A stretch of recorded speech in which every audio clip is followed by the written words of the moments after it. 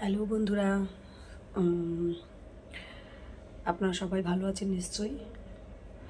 আমি আমি ভালো নেই, একটু আমার শরীরটা বেশ কিছুদিন ধরেই শরীরটা খুবই খারাপ যাচ্ছে। তো একটু আনন্দ করে টিডিওগুলো করতাম। তো শরীরটা খারাপ লাগছে বলে আমি করতে পারছিলাম, যেরকম পারছি যা পারছি মানে নিজে না কিছু করে যতটা দিতে পারছি সেটাই দিচ্ছি। ব্যাপারটা হচ্ছে যে অনেক দিন ধরেই আমার একটু মাথাটা ভীষণ পরিমাণে ঘুরছিল। কী হয়েছে আমি জানি না, কিন্তু কালকের দিনটা আমার অ্যাকশানটা বেশি হয়েছে। কালকে দেখলাম ডান দিকের ঠিক এই জায়গাটা করে একটা হালকা করে একটু চিনচিন চিনচিন করে ব্যথা হয়ে একটু ফুলে গেল।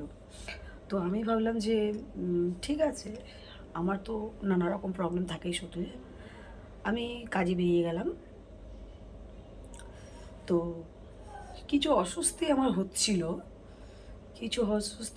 মানে বুঝতে পারছিলাম না কি একটা হচ্ছে, কিন্তু কিছু একটা হচ্ছিল।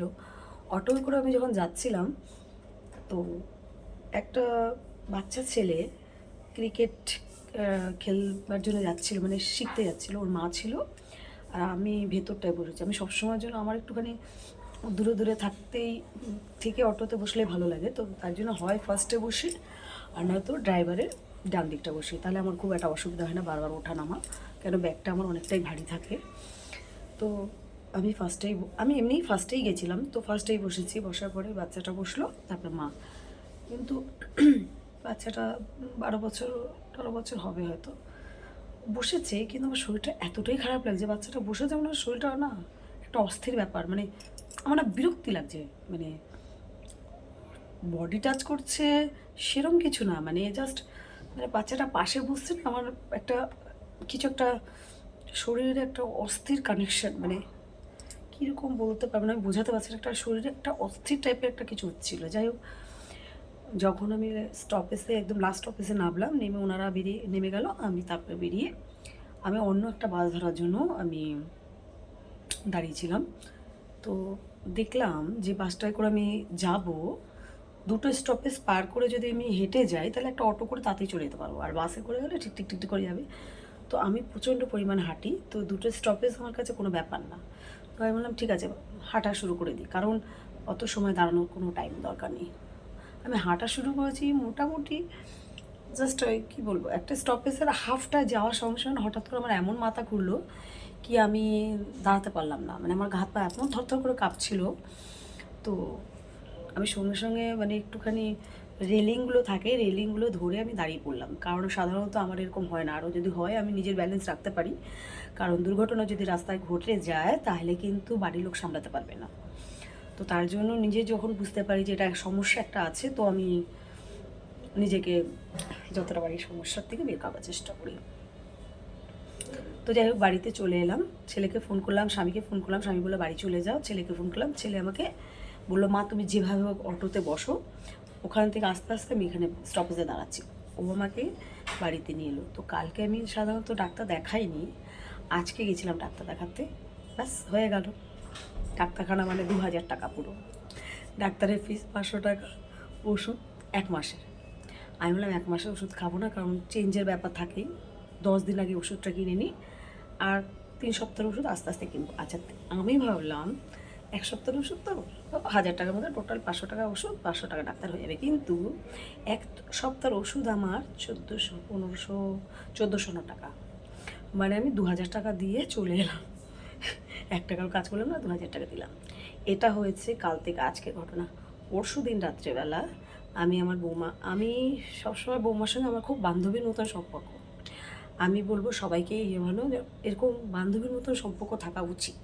আমার আমার সঙ্গে একদম বান্ধবীর মতন সম্পর্ক। তো আমি আর বৌমা আমরা কিন্তু কথাবার্তা বলি, গল্প করি, বাচ্চাদের নিয়ে, নাতিদের নিয়ে বরের মতন থাকে। আমি আমার বৌমা 2 নাতি নিয়ে আমি একটা ঘরে বসে গল্প করা, নানা রকম আলোচনা, কথাবার্তা, তো এরকমভাবেই চলে। পরশু দিন রাত্রিবেলা আমি একটু শুয়েছিলাম বৌমাদের কাছে, হঠাৎ করে দেখছি, আপনারা দেখেছেন হয়তো আমার এখানে সোনার নাকের থাকে, হঠাৎ করে দেখছি সোনার নাকেরটা খুলে মানে স্প্রিং করার মতো টাপ করে পড়লো, আর আমি ধরপড় করে উঠে পড়েছি। মানে আমরা গল্প করছিলাম, লাইট অফ করে আমি বৌমা সবাই শুয়ে গল্প করছিলাম, নাতিরাও শুয়ে আমারই গল্প শুনছিল। ওই আমার মায়ের একটা ভূতের গল্প বলছিলাম, আমার মায়ের সঙ্গে ঘটে যাওয়া। আমি এটা আপনাকে পরের দিনে জানাবো, মানে পরের দিনে গল্পটা আমি বৌমার সঙ্গে করছিলাম, সেটা আমি আপনাদেরকে জানাবো। তো আমি লাফ দিয়ে উঠেছি, কিন্তু দেখুন কি অবস্থা, নাকছাবিটা খুলে গুচি শুদ্ধ, আমি না প্যাঁচ নাকের পরতে পারি না, আমার গুচি নাকের গুচি শুদ্ধ খুলে পড়ে গেছে সামনের দিকে। কিন্তু আমি এভাবে শুয়েছিলাম, ওটা কিন্তু আমার ভেতরে ঢুকে যেতে পারতো, কিন্তু ঢোকেনি, গুচি শুদ্ধ আমার নাক থেকে পড়ে গেছে। তার মানে ভাবুন নাকটা নাকি এতটাই ফুটো নাক আমার, দেখতে পাচ্ছেন। তো এই নাকছাবিটা আমি না এখানে পড়ছি, আমি সবসময় বড় পরতে পারি না, আমি ছোটোই পরি। তো এইটা ছিল এখানে পরা, তারপরে এইটা খুলে এটা পরে নিয়েছি। তো এটা ছিল সঙ্গে সঙ্গে আমি এটা পরে নিয়েছি, আর ওইটা আমি বলছি রিয়া আমি এখন পরবো না মা, এটা রেখে দাও। কারণ গুচি শুদ্ধ নাকছাবি খুলে পড়ে গেছে হঠাৎ, এটা একটা অবিশ্বাসকর ব্যাপার যে বিশ্বাসই কেউ করবে না। তো আমি নাকছাবিটা খুলে রেখে দিয়েছি, আমি নাকছাবিটা পরে নিয়ে আমি এইটা দু একদিন পরেছি। কিন্তু আজ গত 3 দিন ধরেই আমি দেখছি এরকমই আমার সঙ্গে হচ্ছে। তো এটা আমার ভুল ভ্রান্তি, যাই হোক হবে। কারণ আমি পরশুদিন বৌমার সঙ্গে এইসব নিয়ে গল্প টল্প করছিলাম, তারপরে ভয় পেয়ে গেছি হয়তো। কিন্তু আমি আমার মা কালীকে ভীষণ বিশ্বাস করি, যদি দুর্ঘটনা হওয়ার থাকতো ওই নাকছাবিটা আমার ভেতরে যদি ঢুকে যেত এইভাবে, তাইলে কিন্তু মারাত্মক হতে পারতো। কিন্তু আমার মা আমার সঙ্গে রয়েছে, আমি ভীষণ বিশ্বাস করি।